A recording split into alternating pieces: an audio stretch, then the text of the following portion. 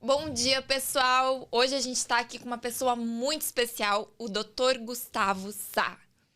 Essa pessoa maravilhosa, cheia de conteúdo, cheio de valor para agregar para a sociedade. Ele é nutrólogo, tem 27 anos. A máquina, mineiro, né, mineiro. Tem que exaltar. Tem que exaltar. Porque, gente, eu digo, mineiro é tudo gente boa. O povo é gente boa. Eu amo. A voz de vocês tá legal aqui no fone, viu? Tá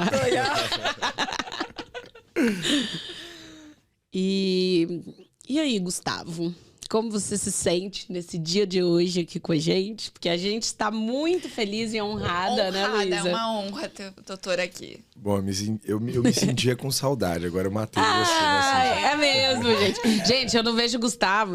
Foi antes da pandemia, foi ali no finalzinho da pandemia. 3 anos, eu acho. A gente é da mesma cidade e estamos aqui encontrando em São Paulo. O propósito. O propósito. Pelo menos assim a gente dá um jeito. Não, mas eu sempre achei o Gustavo incrível, tá? Os posts ali, sempre teve muito a ver também com o meu processo. Uhum. E eu sempre achei a forma que você leva a medicina de uma forma muito humana. E quanto mais a gente puder agregar humanidade para as pessoas, esse é o caminho, né? Eu acho que falta. Falta muito. Eu já vou começar falando, viu? Porque a gente tá aqui no lugar para falar e eu gosto de falar. Então, eu acho que existe uma curva. E aí eu vou puxar para minha área só para a gente fazer uma correlação com essa pontuação de humanização, né? Quando você pega o propósito da medicina, a escola médica, eu digo como a ciência, a medicina surgiu com Hipócrates, né? O juramento que a gente faz ainda é dele, dos manuscritos dele. Então ele pega e coloca a medicina como uma ciência. E nos manuscritos dele a gente tem a famosa frase anima insano in corpo sano. Muita gente não sabe, mas o acrônimo da marca EISCIS é isso, né? EISCIS é anima sono in corpo sano, em tradução original. E o que ele queria era manter o maior bem dele, que era a mente, resguardado por muito tempo, ou pelo maior período de tempo. É isso que a gente faz com os tesouros, né? A gente quer que eles durem muito tempo. E ele viu que para a mente continuar ali sã, ele precisava cuidar do templo, que era o corpo. Então, o processo da fundação médica começa quando a gente olha a promoção de saúde, né? Então, infelizmente, a gente está seguindo um fluxo contraditório e contrário aos primórdios e aos princípios das pedras angulares da medicina, porque a gente está caminhando, infelizmente, para uma medicina curativa. A palavra cura é bonita, mas infelizmente a gente tem que ter o apelo de promoção de saúde e não de realizar uma medicina curativa, né? Não achar um remédio ou uma fórmula mágica para uma doença e sim evitá-la, né? É bonito curar, mas a gente precisa trazer a beleza maior de prevenir.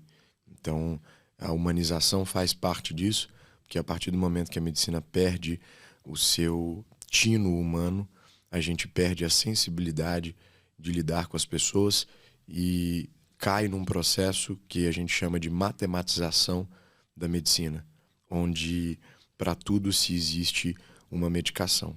E a gente vê um processo triste de criar-se um remédio para depois achar um encaixe desse remédio em uma doença. Processo esse que deveria ser contrário, né? E não se esperar uma doença se instaurar. Então isso é uma coisa que a humanidade, no sentido real da palavra, de ser humano, perdeu o feeling, porque ficou matemático. Eu vejo uma pessoa com artralgia de joelho, com uma inflamação intracapsular ali, digamos assim, e aí a gente já coloca ali um corticoide, um beta-30 de forma quase que intuitiva. Perdeu-se um pouco da análise do todo, que a gente chama de multicare, que é esse cuidado múltiplo. Ele foi perdido por conta da ausência humana e, infelizmente, a gente tem que tomar cuidado, porque a tecnologia é muito boa, mas o lado humano ela não possui, né? E eu acredito também muito em tratar, né? Isso vem muito de tratar o seu paciente ali como um indivíduo único, né? Tratamento personalizado, né? Sim, justamente por causa da mídia. Também isso ajuda muito, né? Ajuda nesse sentido das pessoas não estarem olhando como deveriam os profissionais estarem olhando o paciente ali, a pessoa, né, como única. Isso é um diferencial e tanto. E falar de prevenção, para mim, não tem como não falar de prevenção e não falar de um ato de amor, né? E eu tive a possibilidade de conhecer durante a pandemia, e eu falo que a minha nutróloga e nutricionista, elas mudaram a vida não só minha, como da minha família inteira, com a suplementação, com essa medicina preventiva. Então, quando você tem o conhecimento e adere a ele, e tem esse poder, porque o conhecimento é poder, você consegue conhecer uma outra medicina. E você ganha qualidade de vida. Além de você prevenir a doença, você ganha mais disposição, porque quando você trata o indivíduo como um todo, é outra coisa, né? Você passa a fazer sentido, né, na vida das pessoas. Uma coisa que eu sempre falo. Transforma, né? Viver, né, é diferente de você... Estar vivo é diferente de fazer sentido. São poucas as pessoas, e ainda a gente espera, né? A gente está aqui por causa disso, para poder levar cada vez mais, ainda mais dentro dessa área onde fala muito de corpo, de físico, de performance, sendo que tem todo um cuidado lá atrás, mínima, né? Coisinhas, tijolinho por tijolinho. Muito personalizado, né? É muito personalizado. E eu gosto sempre de voltar. Eu acho que é uma aula que todo mundo pula, né? A introdução da história da medicina, e eu acho muito linda, porque se a gente pegar o modelo de saúde pública brasileiro, falando do SUS mesmo, primeiro que se a gente pegar as diretrizes do SUS e ler, você chora, você se emociona, porque é muito lindo, né? Infelizmente tem vieses aí de distorção que não fazem aquele papel ser cumprido. Mas a gente tem uma cópia do modelo inglês, né? O Brasil copiou o sistema de saúde público londrino, tá? E foi pós-Revolução Industrial, onde a Inglaterra, pós-século XVIII, começa a dar uma preocupação maior ao seu proletário, porque no século XVIII surgiram aí as linhas de produção, digamos assim, nem falando de Fordismo, mas aquela coisa do Chaplin de apertar parafuso, né? Século XIX já era um instrumentador, um operador mais complexo, porque eu tinha máquinas mais complexas, então não era só apertar parafuso. A Inglaterra, então, começa a olhar para os seus proletariados com mais zelo, porque perdê-los era sinônimo de dificuldade de achar uma peça de reposição humana para isso. E aí surge um conceito de multicare, que é esse cuidado múltiplo, e a Inglaterra foi, durante muito tempo, o standard de exemplo para a saúde. A gente brinca, né, com a Rainha Elizabeth, com a família real inglesa, que tem uma longevidade muito grande, porque realmente eles tinham médicos de família muito, muito, muito bons. Eu tive a oportunidade de fazer a minha graduação mista um tempo no Reino Unido, e eu vi isso de perto.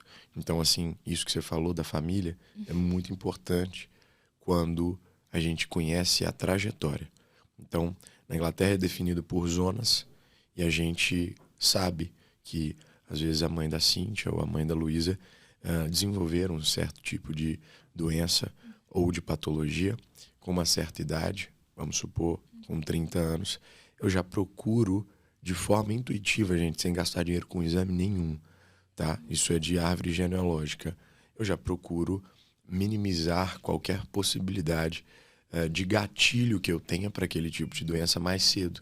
Então, a gente conhece o pai, a gente conhece a mãe, e hoje não se tem mais isso, né? Um médico que cuidou de uma família. A gente teve isso no Brasil bem no comecinho, por necessidade.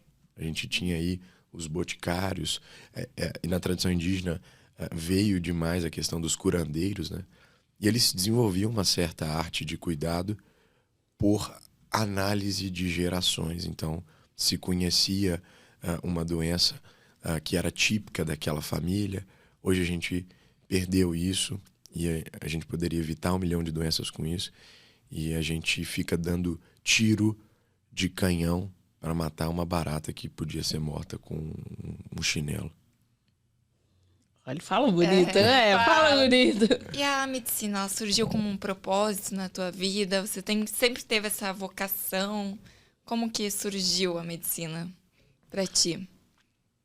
Olha, eu acho que a gente tem que diferenciar. Quando for fazer escolhas, eu sempre procuro diferenciar em 2 parâmetros: prazeres e felicidade. Prazeres, eles são coisas que você realmente gosta de fazer, que te dão uma sensação instantânea, uma resposta de energia momentânea. Então, isso é um prazer. E felicidade é uma coisa que está num campo de plenitude. Então, eu procurei algo que eu pudesse realizar de forma perene, de forma contínua. Como eu gosto muito da comunicação, eu acho que a comunicação está na receita de bolo do sucesso, eu sempre falo isso, principalmente nos dias de hoje, né? A comunicação sempre esteve atrelada ao diferencial humano quanto aos outros animais. Nossa capacidade de comunicação é múltipla. E eu queria ser político. Minha primeira intenção era ser político. Eu fui vereador mirim na minha cidade natal. Eu nasci em Caratinga. Eu tinha uns 14 anos. A gente tinha o pleito de vereador mirim.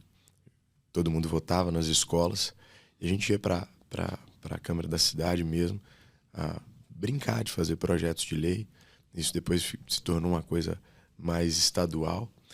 E eu tinha essa vontade pela possibilidade de mudança direta que eu enxergava na figura do político, né? E aí, com o passar do tempo, eu enxerguei que fazer política, que está associado à transformação, né,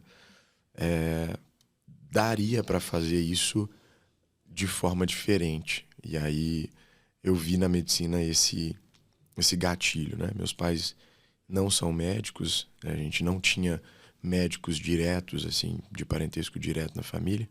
Tinha aqueles primos de 2º grau, que já era, sim, aí uma família muito renomada dentro da medicina, que serviram de inspiração, inclusive.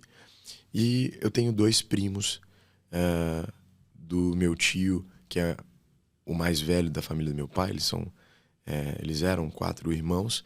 E esses 2, eles saíram de um processo que serviu de exemplo para mim, porque tinham um pai com problema de alcoolismo e de droga, e os 2 conseguiram passar na Universidade Federal de Minas Gerais, na FMG, em medicina, de uma forma desacreditada. Muita gente olhava e falava, cara, não vai dar problemas familiares. E quem puxou a fila foi a irmã deles, mais velha, que foi fazer Belas Artes na UFMG e era super inteligente, mas puxou a fila do exemplo da educação transformando. E isso aí me motivou muito. Meu pai mexe com agricultura no interior ainda, e tem uma coisa que me marca muito, porque meu pai, ele sempre foi um matuto muito astuto. Então ele sempre me deu exemplos positivos quanto a uma jornada a ser seguida. Ele direcionava, eu acho que a gente precisa de direcionamento, a gente precisa de direcionamento lá de cima, a gente precisa de direcionamento de pessoas que conduzem essa energia divina aqui na Terra, e meu pai é essa pessoa até hoje. Ele não precisa abrir a boca, mas as atitudes dele guiam isso. E aí tem uma historinha real que eu sempre falo quando a gente está falando desse assunto de por que a medicina, por que a escolha. Teve um boom de eucalipto há uns 10, 15 anos atrás. Minas Gerais, Patinga produzia muito, Caratinga, que é a cidade que eu nasci, começou a produzir também.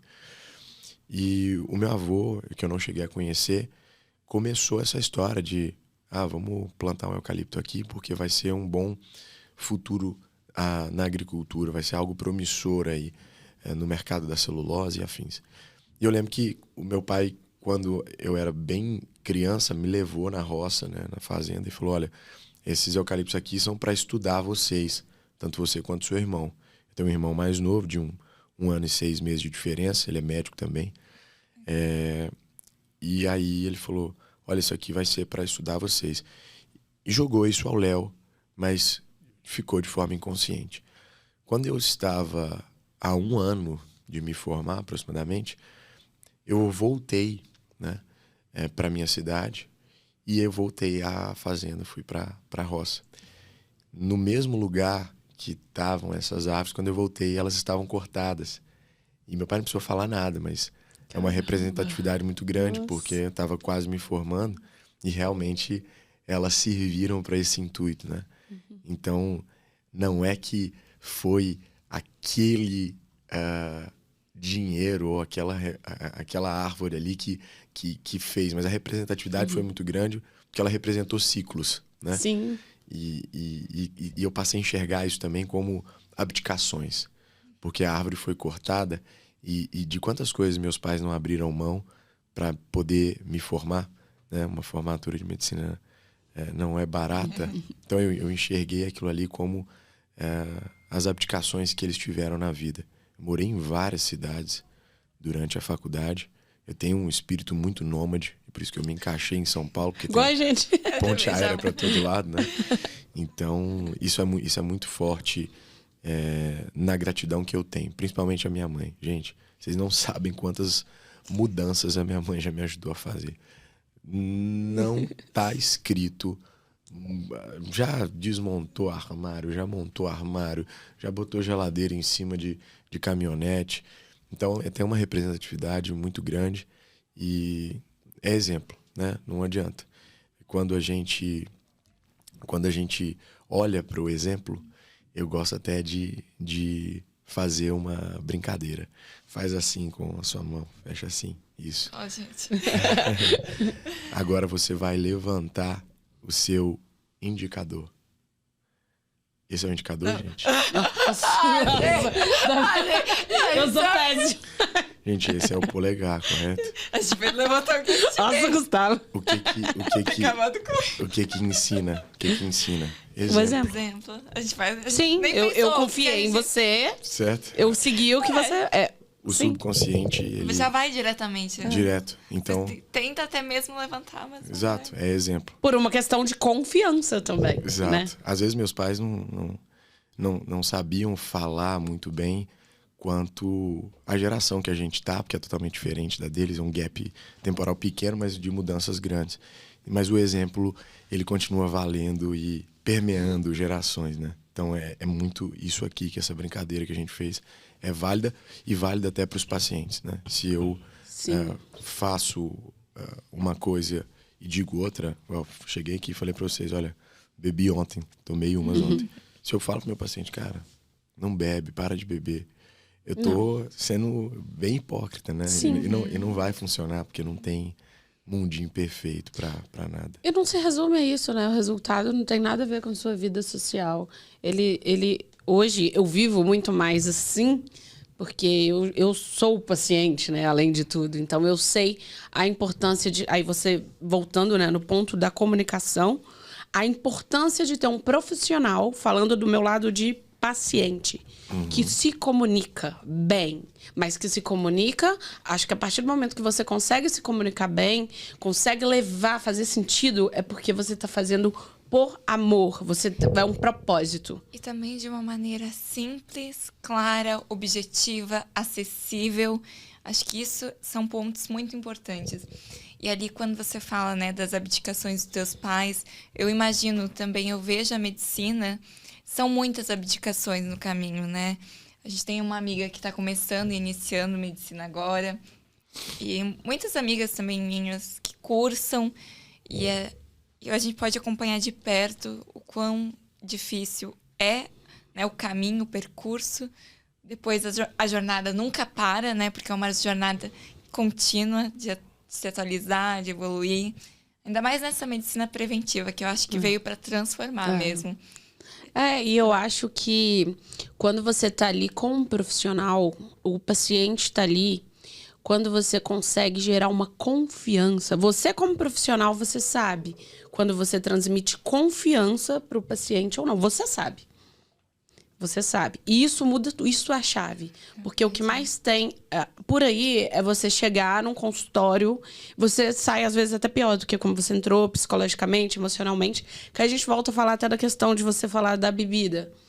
Gente, é vida normal, é vida normal, igual eu. No meu processo de emagrecimento, o pior momento foi quando eu parei com tudo. Quando eu seguia padrões que me colocavam, esses padrões, porque eu não tinha muito conhecimento. Então, a minha referência era aquela coisa ali, a risca, eu nem vivia mais. Pra você ter ideia, nutricionista que não pode me prescreveu coisas, tipo, absurdas. Aquela época lá. T3, T4, quase, tipo, sem nem ver o que tinha lá dentro. Não tinha problema de tireoide, não tinha nada. E depois fiquei 2 meses em dieta cetogênica. Isso tudo causou Aí veio o transtorno alimentar. 2 anos pra curar, porque eu perdi 40, engordei 18. Num período de 1 ano pra cá com o meu Nutri daqui, que mudou tudo. Que eu sigo assim, porque confiança, eu confio. Então, gerar confiança, né, é agregar valor. E quando você entende isso como profissional, você muda tudo. Você muda uma história, uma vida ali. E não tem nada mais lindo, que é o que eu vejo muito no seu Instagram, a alegria que seus pacientes estão com você. Isso transmite. Você não vê que é uma coisa forçada. Pelo contrário, você consegue ver. Isso muda tudo. Isso é o maior propósito que eu acho que o ser humano pode atingir na vida. Alcançar vidas, transformar. Não é só o estético ali, mas aquela pessoa ali dentro. Porque quando a gente fala de atividade física, né? A gente fala de saúde mental, a gente fala de autoconfiança, amor próprio. Então você não muda uma casca, você muda uma pessoa para o melhor. Né? A longevidade. Então, se você pudesse falar do teu instituto, que eu achei fantástico. É legal tudo isso, porque eu achei muito legal vocês falarem que o intuito de vocês é exaltar e manter propósitos aqui também nesse projeto lindo de vocês, porque... De nada. Porque a gente precisa realmente falar, a gente deixou o propósito de lado, ele ficou por muito tempo como última escolha de debate. A gente falou dos finais, e o propósito ele tá no começo, no meio e também no final, então ele deveria ser falado ao longo de toda a trajetória de toda pessoa. E um propósito meu muito forte desde a faculdade, e aí só retomando um pouco esse tema e trazendo dados, no mundo inteiro o curso de medicina é o curso com maior índice de abuso de drogas, é o curso com o maior índice de suicídio no mundo, isso não simplesmente a nível Brasil, e é uma coisa velada, né? Pode perguntar para qualquer estudante de medicina, todo mundo, se não tem na sala, tem um período acima, um período anterior, comentando isso ontem, por alguém sinal. que cometeu suicídio. Na minha sala no Rio, comecei minha faculdade de medicina no Rio de Janeiro, a gente teve uma perda por suicídio. E foi criado até um instituto com o nome dessa nossa amiga. Mas é uma coisa que fica velada, sabe? Existe o consumo exacerbado de substâncias ilícitas, né? E ninguém fala disso. A gente realmente precisa ter o propósito de mudar a base. Então, quando você é disruptivo e você galga e alcança lugares que muitas vezes as pessoas da sua idade ou da sua geração não alcançaram, você tem 2 caminhos. Você pode se manter ali e se gabar por isso, ou você pode voltar e tentar ajudar o resto. E aí, quando eu falo de propósito, hoje, um dos meus maiores propósitos, onde eu estou direcionando grande parte da minha energia, é para fazer um processo educativo com os colegas médicos. Mostrar para esses médicos, já era uma coisa muito forte que a gente veio materializando, principalmente agora, e a gente quer trazer esse processo educativo para os outros colegas médicos. A gente quer puxar essa galera e mostrar que não existe um caminho só, porque infelizmente as graduações, todas as faculdades, não é só medicina nisso, mas as graduações, elas limitam o indivíduo. Uma faculdade, uma universidade, onde era para ser um campo aberto de ideias fluindo e se concretizando, um campo de teste, passaram a não ser mais um campo de teste, ficaram engessadas. E eu tenho esse apelo muito grande, de verdade, acho que hoje é um dos meus maiores intuitos, de trazer os colegas médicos para uma realidade em que eles possam se sentir satisfeitos, assim como você disse, aquela felicidade que você vê ali no Instagram. Você pode chegar a qualquer hora no consultório que você vai ver essa felicidade. Primeiro que, falando do Instituto agora, o Instituto é roxo, né? Então, foge do padrão. não é muito comum você ver um Instituto roxo com luz de LED em tudo quanto é lugar, para tirar esse ambiente manicomial, esse ambiente que gera para o paciente já um terrorismo. E isso na educação médica precisa ser mudado no sentido de que, e a gente vê como tudo se conecta, todas as pontas, né? No sentido de que, assim, que você disse, esse processo de relação médico ou profissional da saúde paciente, ele já foi um processo muito mais humano, porque ele era discutido, né? Hoje, infelizmente, a gente tem um paciente de um lado da mesa e o médico da outra. Às vezes o paciente chega, ele abaixa a cabeça porque ele já tem uma sensação de medo ou de autoridade negativa velada nesse ponto. O médico fala e o carimbo, para mim, gente, o carimbo sela essa relação unidirecional que não pode existir. Com carimbou, o paciente tem que aceitar, engolir aquilo ali goela abaixo, e é isso e pronto. Tem adesão nisso?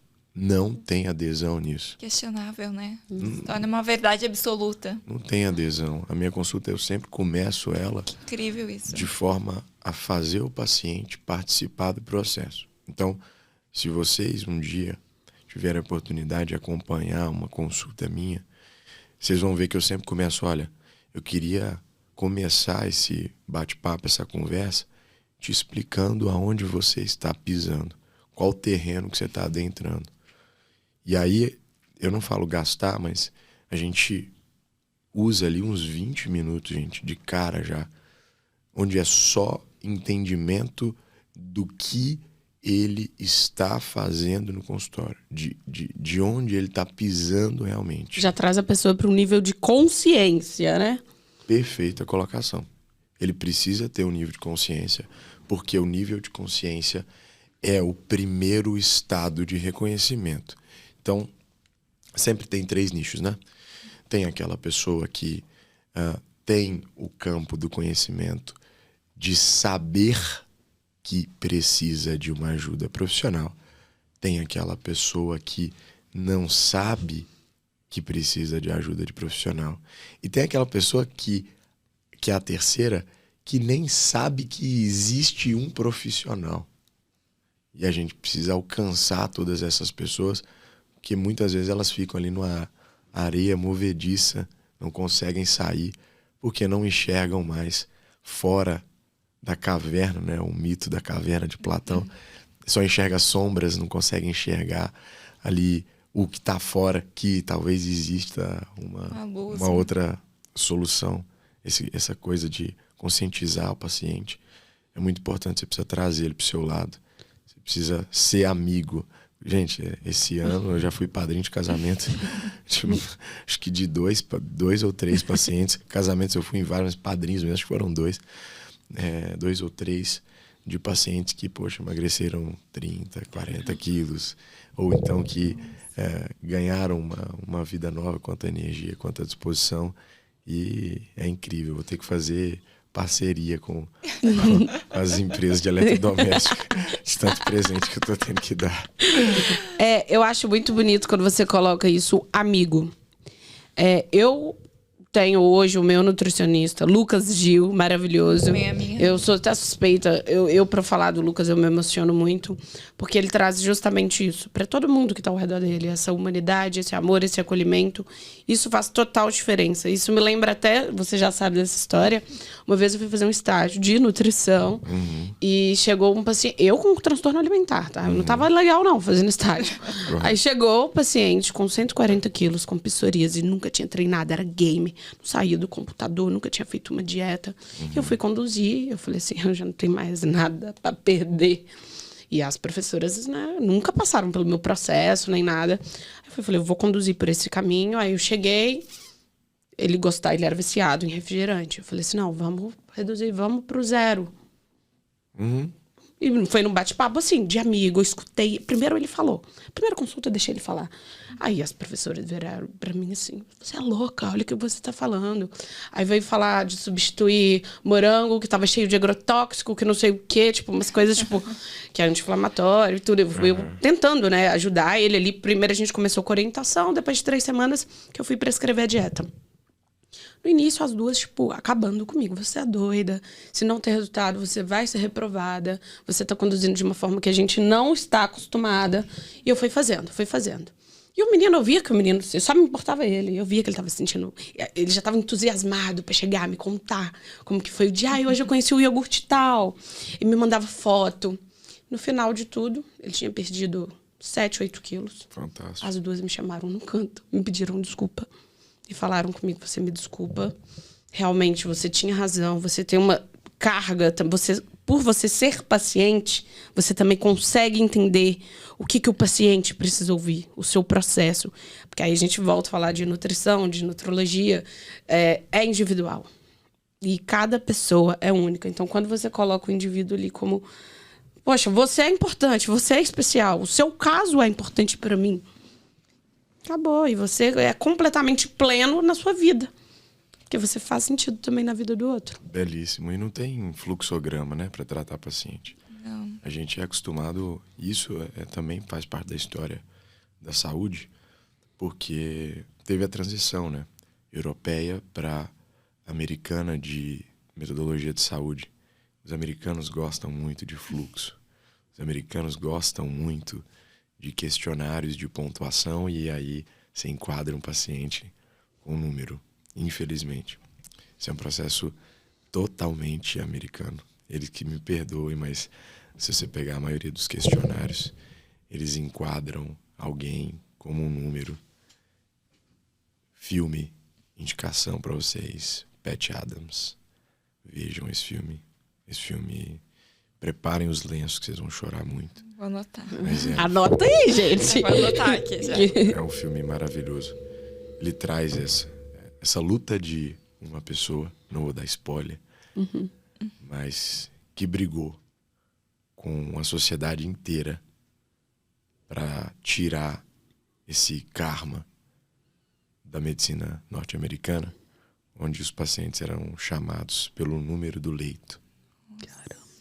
Isso acontece, gente. Infelizmente, o Brasil subestima demais os seus talentos e prefere copiar algo de fora, muitas vezes, e ignorar a dinâmica de alguém que está aqui dentro, a dinâmica de alguém que entende porque já passou.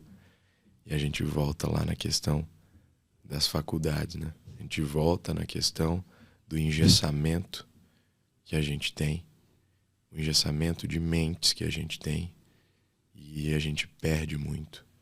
A genialidade, ela é disruptiva. Einstein foi negado, né?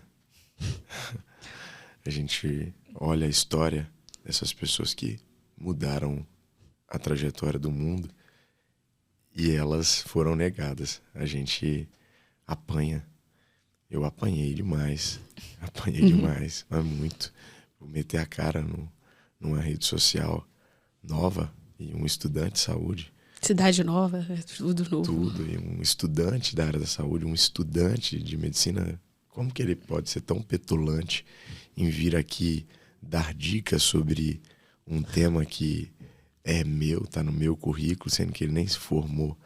Eu apanhei muito. Apanhei muito, muito. Tenho certeza que você também apanhou. E assim, que a gente continue apanhando, né? Porque no final a gente fica resiliente. Mas colegas, poxa. Pessoas que estão ali sentado no mesmo lugar que você. Às vezes você entende a prepotência e a arrogância de alguém que está lá em cima.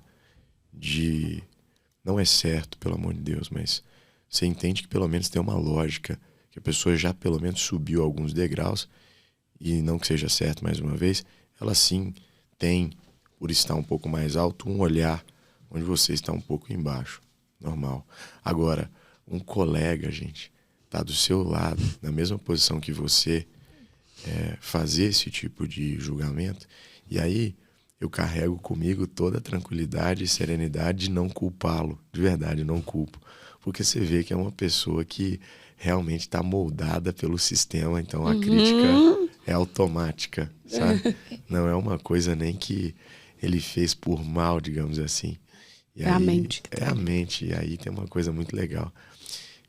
Tinha um colega de sala que criticava muito, principalmente pelos cantos, né? Perdão, gente. Imagina. Principalmente pelos cantos. E aí, o que acontece? A gente se encontrou depois. Ele batia mesmo demais. Batia até com os professores, né? Essa crítica. Ah, você viu o que o Gustavo tá fazendo nas redes sociais e afins.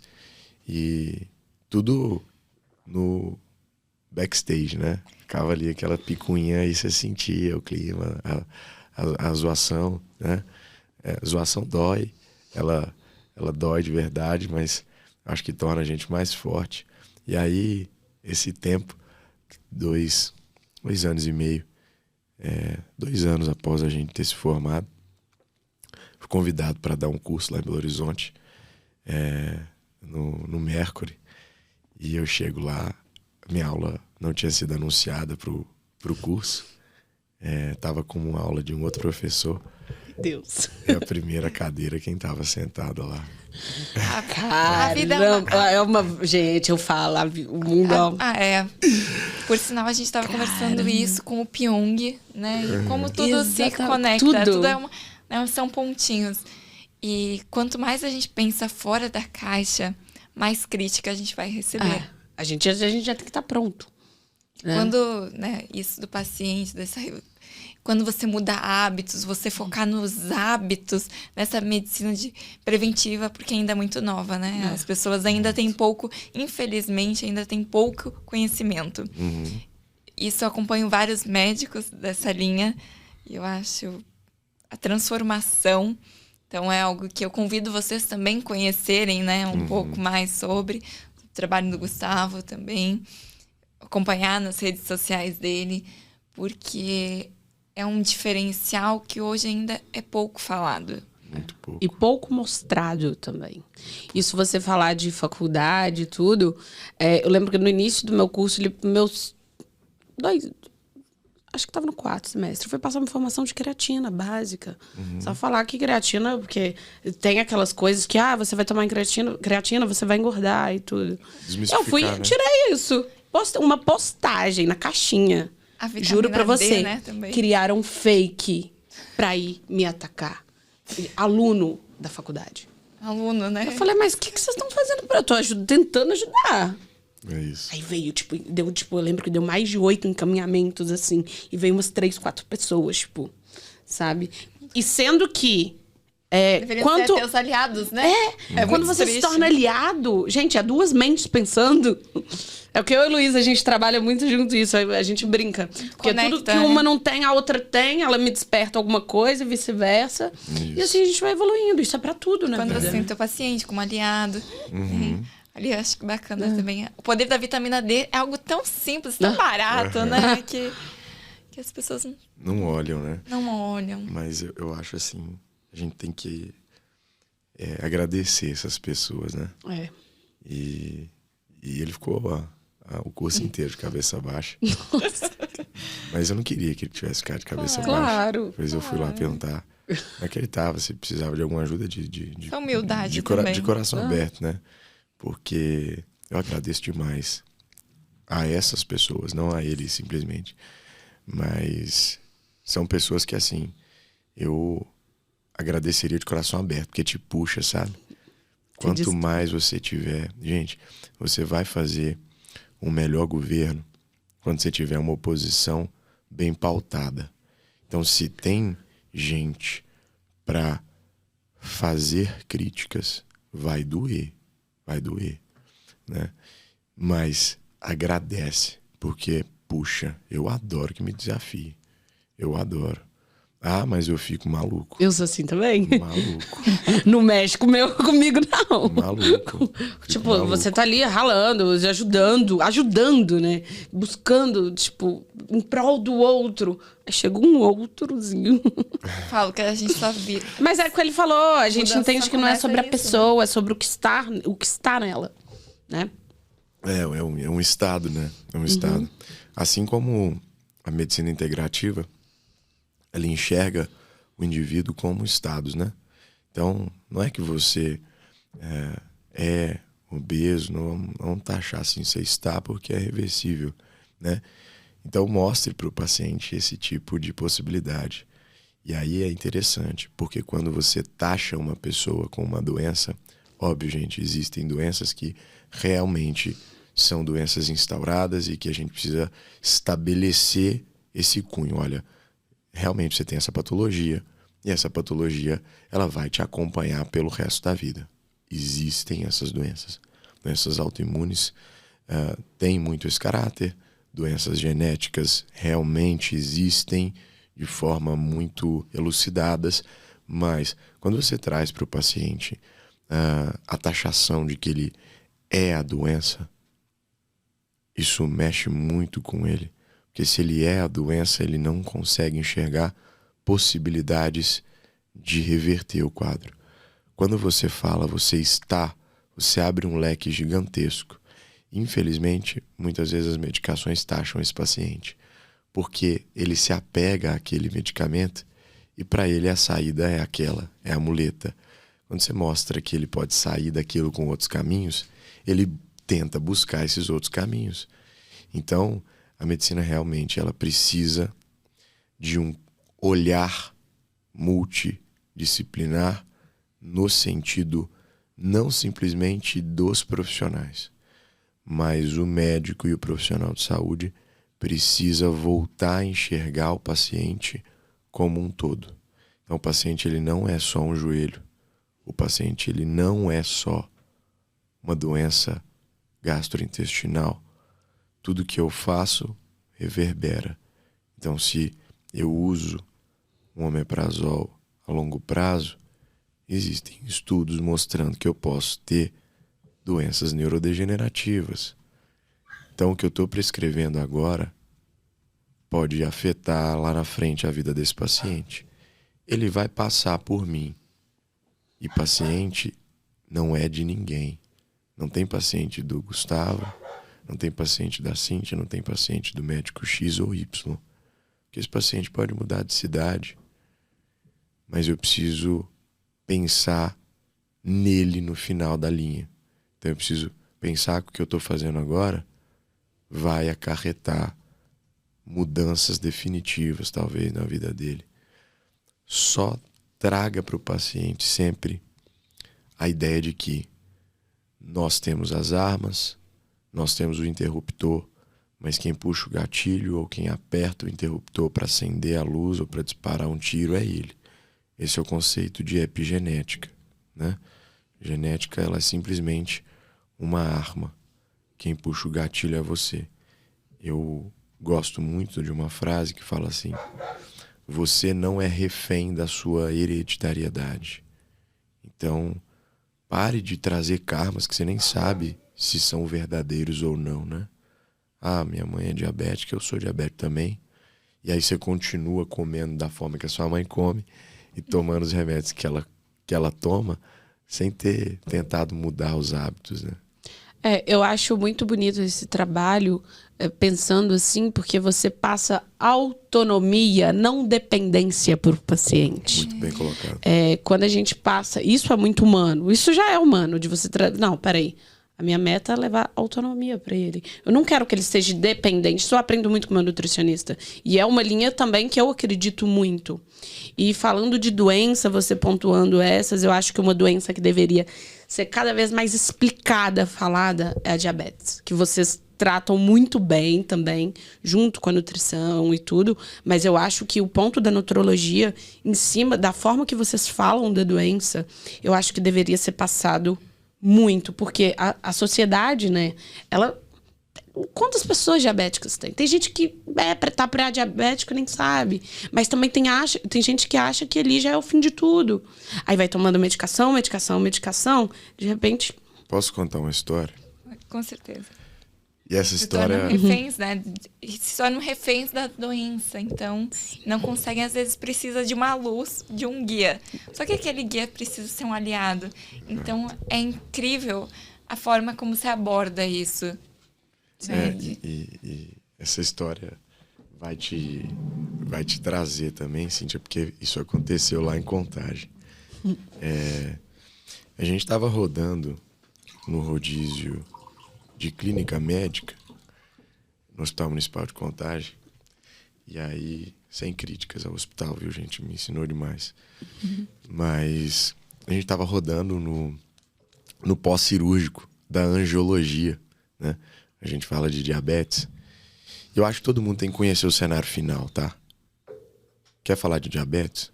Vai no pós-cirúrgico da angiologia. Vai ver amputação mesmo. Vai ver gente sem braço, vai ver gente sem perna, vai ver gente sem dedo, tá? O que mais tinha ali era amputação diabética. O que o angiologista mais fazia, fazendo o papel dele, tá, gente? Não tô criticando o angiologista, pelo amor de Deus. Tinha um dedo gangrenado, necrosado, eu não vou perder o resto do corpo. Era a saída que tinha. Mas olha que triste. E que incondizente. E é isso que a gente precisa mudar.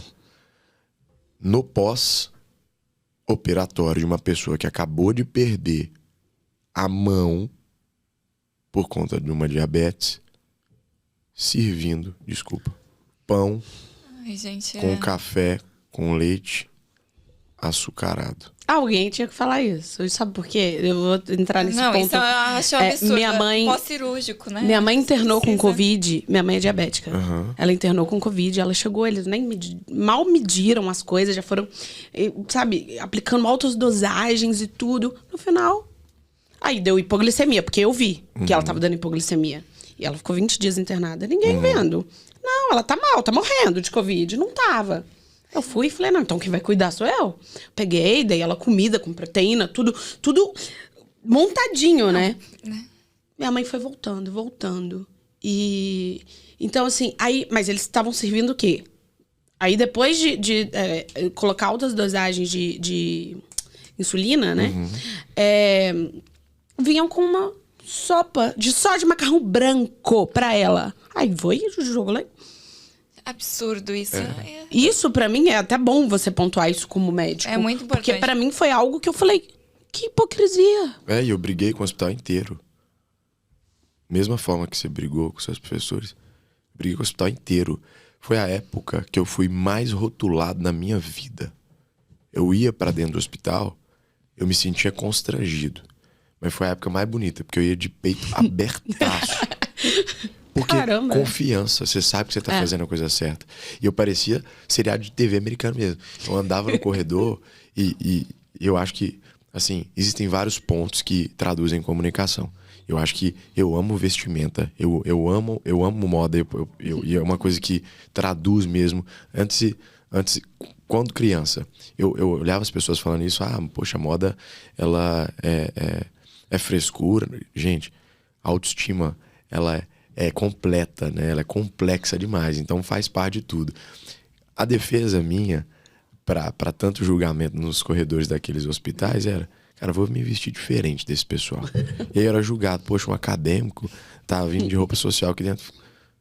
Eu falava, a pessoa tá se sentindo especial, o paciente tá se sentindo especial porque eu tô vindo num ambiente de serviço público onde ela tá acostumada a ver um jaleco branco encardido, eu tô vindo com a minha melhor roupa para tratá-la. Ela já percebeu o cuidado anteposto que eu tenho para com ela, porque eu me preparei para estar aqui na minha melhor forma. E era assim que eu fugia dessas críticas. Quando você tira da crítica um ponto positivo, você vira o jogo. Vira o jogo. E você transmite autoridade. Então, era engraçado porque eu almoçava na mesa dos coordenadores, dos professores. Não por uma questão de diferenciação de grupo, mas porque eles me ensinavam muito. Porque tinha gente inconformada ali também há muito tempo. Só que, às vezes, a pessoa cai na mesmice e ele não consegue falar para mudar. Muitas vezes todo mundo vê o erro, né? Só que ninguém ali do meio consegue falar. Você chega e fala, não tenho nada para perder mesmo, sou acadêmico, quer saber? Vou falar.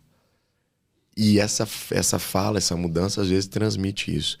Só que tá tão enraizado na sociedade. E, gente, poder estar aqui num ambiente de discussão, eu amo fazer isso aqui de verdade. Eu me sinto leve aqui, esqueço do mundo aqui. Volte sempre. Não tem nada que me conecta mais do que olho no olho e tempo para poder conversar que a gente perdeu. Acho que os podcasts trouxeram isso e é maravilhoso. Tem que ganhar mais espaço mesmo. Por quê? Sempre vocês vão ver que eu vou sentir isso, você vai sentir que as coisas se conectam, né?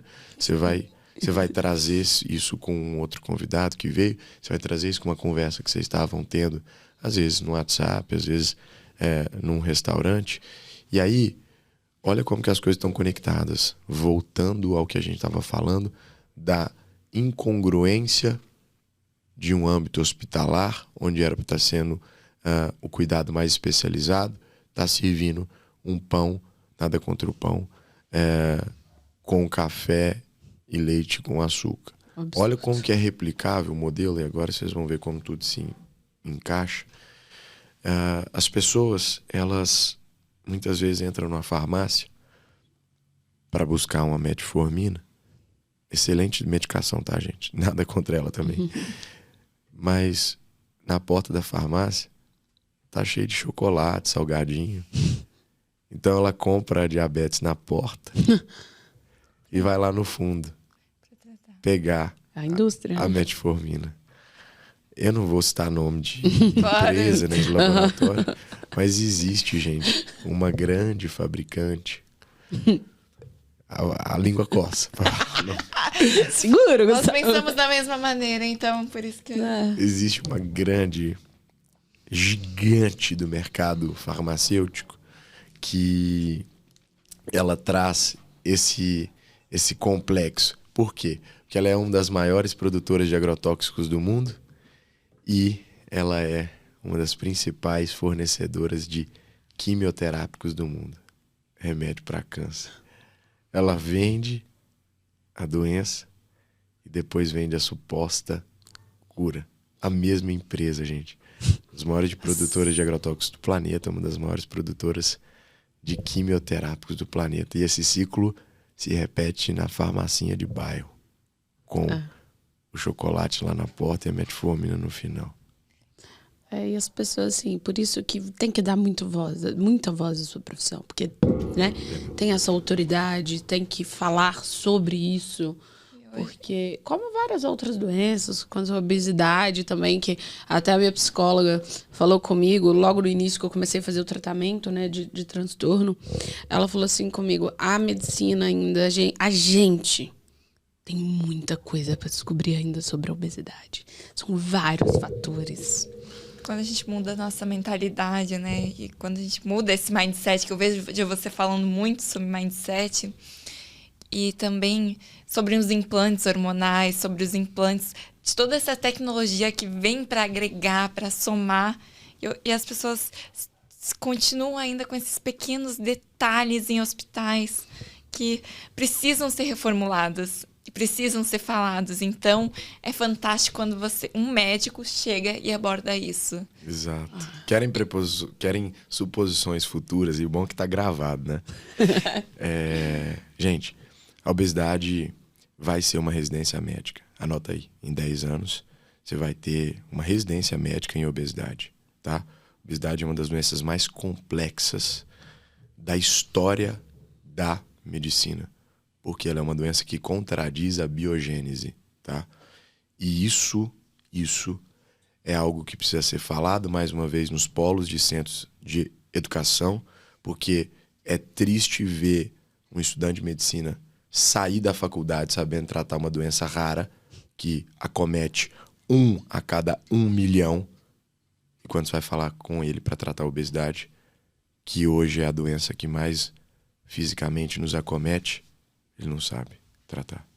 Porque ele foi como um animal, não com um termo pejorativo, mas com um animal mesmo, que está num coxo ali, que está restrito, que dá um sal para ele comer, dá uma água para ele beber, é só aquele cerco que ele pode ficar, é a viseira, né? Ele sai dali sabendo tratar uma doença rara, que talvez ele nunca vai encontrar na vida. Não que não seja importante, mais uma vez. Mas a obesidade ele não sabe tratar. Que é uma doença que está ali na porta. É, ela mata por todos os... Ela mata. Todos As pessoas não lados. falam. Ela É mata depressão, todos os é fisiologicamente, né? Com vários diabetes, vem vários outros problemas. Acarreta muitos problemas, né? Então, Muita coisa. E é multifatorial, porque é sistêmica, né? Quer uma coisa? Grava. Obesidade é igual a inflamação. E o corpo ele está inflamado por um todo. Obesidade não é a doença dos excessos nem das faltas, é a doença das resistências. Doença das resistências. Você tem resistência leptínica, você tem resistência insulínica. É resistência. É isso que a obesidade é, uma inflamação sistêmica que precisa ser abordada com carinho, precisa ser abordada com cuidado, porque vou trazer um dado muito recente para vocês, artigo publicado em junho, se eu não me engano, dia 1º de junho, tá? 70% das nossas crianças estão com sobrepeso ou obesidade. Quando eu pego a diferenciação por sexo dessas 70%, nas mulheres, 60% das crianças, das nossas crianças do sexo feminino, tem 1 grau de esteatose hepática, 1 grau de gordura no fígado. Quando eu vou para os meninos, as crianças, desses 70%, quase 80% das crianças com obesidade ou sobrepeso tem 1 grau de esteatose hepática. Gente, as nossas crianças estão doentes muito jovem, então, com muito pouco tempo, olha o que a sociedade industrial de consumo alimentício, que são gigantescas, estão fazendo na base da nossa pirâmide. Isso vai acarretar futuramente um grau extremo de infertilidade. A gente não fala muito sobre infertilidade, mas não é só uma mudança de mente, tá? A gente está tendo menos filhos e a gente vê um apreço com a fertilidade muito grande hoje. Pode olhar. Cada 10 mulheres que você conversa, sempre vai ter 2, 3, 4 ou mais fazendo tratamento de fertilidade. Não simplesmente fertilização, congelando, não. Tem dificuldade de gestar, de engravidar, de receber um embrião. Homens também, porque quem é infértil é sempre o casal, né? Não tem infertilidade sozinha. Você não trata, quando você trata fertilidade, você não trata uma pessoa ou outra, você trata o casal.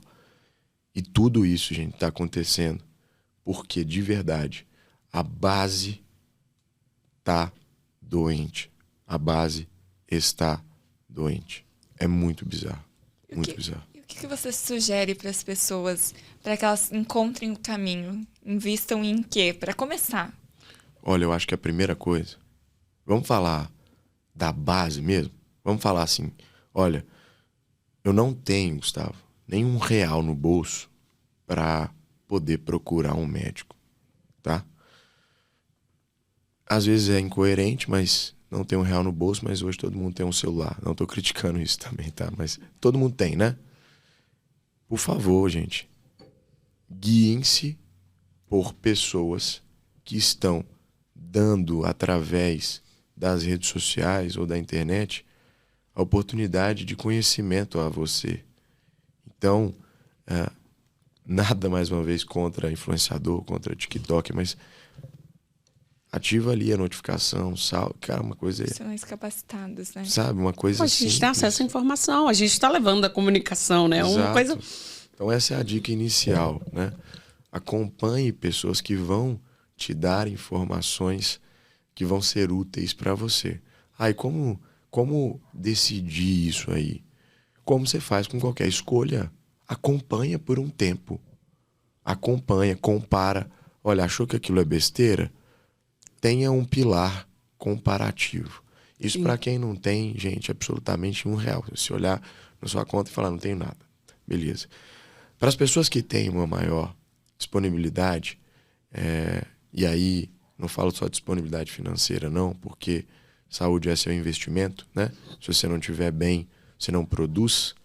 E aí é legal, a gente precisa falar de dinheiro também, porque tem paciente meu que chega para mim com esse resultado. Gustavo, depois do seu tratamento eu ganhei muito mais dinheiro. Absurdo. Absurdo. Às vezes estava com déficit de testosterona ali, você repôs uma testosterona nesse paciente, esse paciente está extremamente produtivo. Então, só para não perder o fio da meada na sua pergunta, procure um profissional para te guiar. Você vai ver coisas que estavam no campo da consciência oculta. Você não tinha consciência daquilo, agora você tem. Eu comecei a fazer psiquiatria no Einstein, após de psiquiatria lá no Einstein. Eu saí porque eu percebi uma matematização da psiquiatria. Eu entrei com o intuito de psicanálise, de entender mais a parte da psicologia, digamos assim. Queria que tivesse a psiquiatria isso. Depois, infelizmente, eu vi que estava muito voltado à psicofarmacologia. Uma doença é igual um remédio. Falei do Thiago para vocês aqui, cara que eu admiro demais. Então, não criticando a psiquiatria, tem gente muito boa, tá? Mas eu me frustrei com isso. Só que teve um professor, um japonês lá no Einstein, que fez uma coisa interessante. Eu nunca tinha visto, se vocês já tiverem visto, se manifestem, mas eu nunca tinha visto um psiquiatra pedir exame de sangue. Pré-consulta ou na primeira consulta. Eu já tinha visto eles pedirem dosagem de lítio na corrente sanguínea para quem faz tratamento de bipolaridade, principalmente que é a litemia que a gente fala. Mas na primeira consulta e no pré eu nunca tinha visto. Poxa, vamos fazer diagnóstico diferencial? Vamos lá. Depressão, anemia e déficit de testosterona. Vamos colocar os 3. A falta de energia está presente em todos os 3. A falta de vontade, proatividade está presente nos 3. Correto?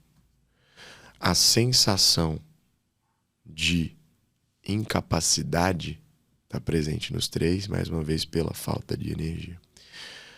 Quantos pacientes precisavam simplesmente de uma reposição de testosterona foram entupidos de medicações psiquiátricas para tratar uma depressão que talvez poderia sim existir, mas estava combinada a uma falta de testosterona. E aí, falando de homem, tá? Você tem uma coisa que mexe muito com o homem, que é a libido. A virilidade masculina está muito atrelada à sua potência sexual. Doa quem doer, quer queira, ou quer não. O homem tem esse caráter intrínseco. A sociedade também traz isso, mas ele tem esse caráter. E aí o cara tá frustrado com a libido lá embaixo. Você vai lá e taca antidepressivo no cara. Você vai lá e taca medicamento nesse cara que tem como efeito colateral em bula uma redução da libido e da potência sexual.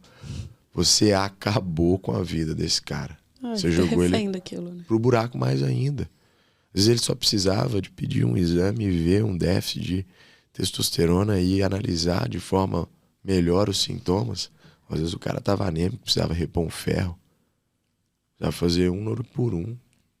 venoso. Mas não. Tá há 5 anos tomando medicação, com a depressão que só se agrava. E só vai aumentando, né, as dosagens, porque você vai ficando refém, vai aumentando. 20 miligramas já não presta, 40 e vai indo embora. Exato. Esse é o legal da medicina integrativa. Ela não é melhor do que qualquer outra medicina. Ela não tem um caráter de superioridade contra as especialidades. Ela só quer integrar. Ela só quer juntar. Falar, ei, amigo, legal você tá olhando esse ponto, mas tem esse outro aqui, você viu? Encontra caminhos, né?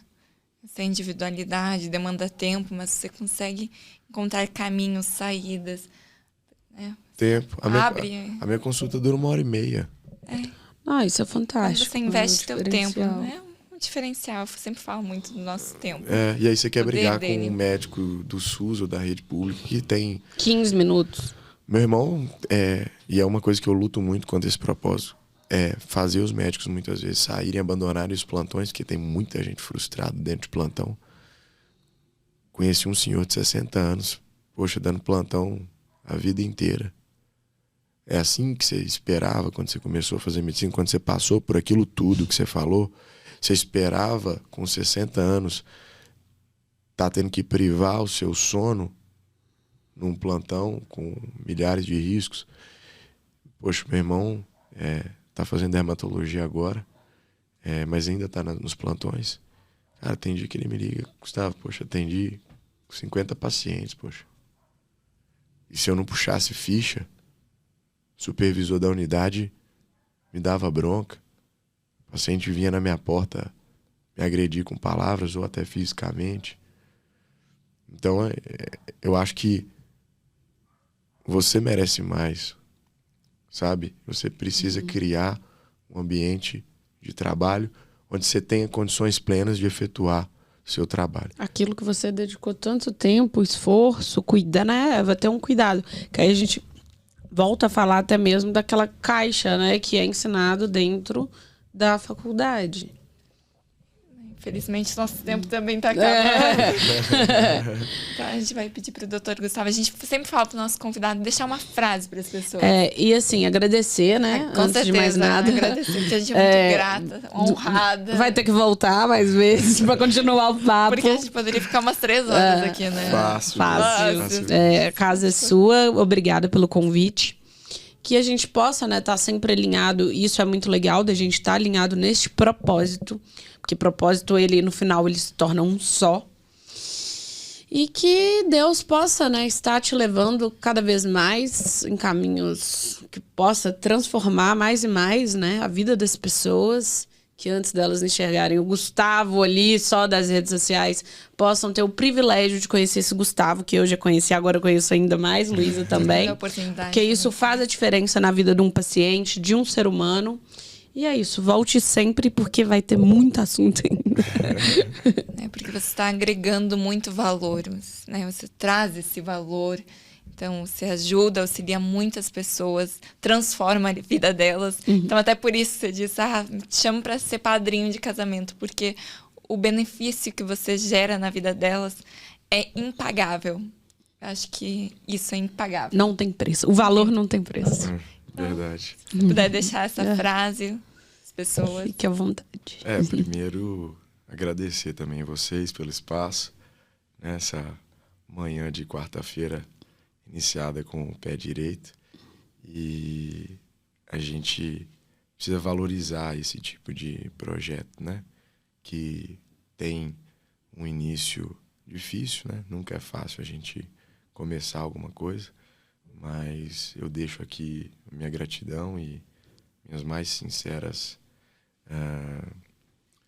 perspectivas de ascensão e de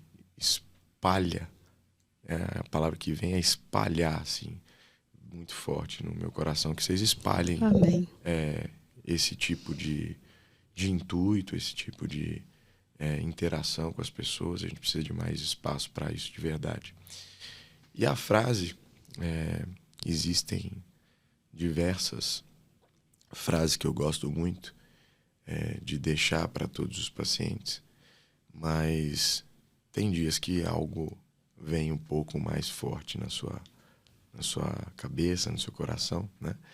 E se eu pudesse sintetizar nessa frase, eu gostaria que todas as pessoas deixassem de ser uma régua quando se comparam com as outras e buscassem a sua melhor versão sem comparação. Então acho que a frase seria essa: busque a sua melhor versão sem comparação, porque a comparação é o ladrão da felicidade. Não se compare, não. Lindo, lindo isso. Lindo. Muito obrigada. A gente encerra por aqui, né? Gente, se inscrevam no canal. E acompanhe. A gente já tá aprendendo. Acompanhe o Dr. Gustavo também nas redes sociais dele. E é isso. Obrigada mais uma vez. Obrigada por quem está aí com a gente. Assistindo. Mais uma vez, Gustavo. E é isso. Junto, né? E um beijo. E vocês vão ver ele de novo, tá? Com certeza, Beijo. ele vai voltar. Aguardem Valeu, os pessoal. próximos capítulos. Valeu. Valeu. Um beijo.